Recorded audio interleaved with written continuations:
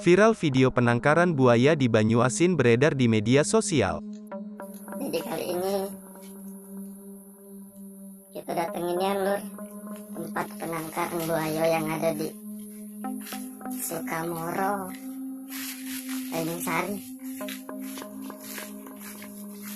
Tidak jauh lah kalau dari rumah.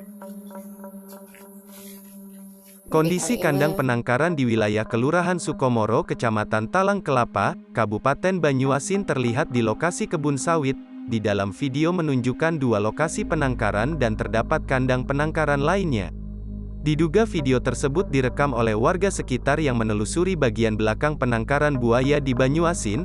Video tersebut menunjukkan bahwa masih ada buaya yang tersisa di penangkaran. Dari narasi video tersebut, kondisi kandang tidak terlalu besar dan bak penampungan langsung berhadapan dengan pagar.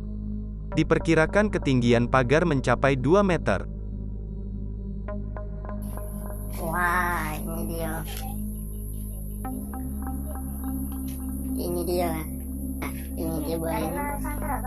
Memang dari segi kandang sih memang kecil, tidak tinggi. Ini kurang lebih 2 meter lah temboknya. Sudah ditinggikan lagi. Kemarin buat sini ditambah lagi. Nah, ini dari ada beberapa ekor sih, cuma tidak terlalu banyak.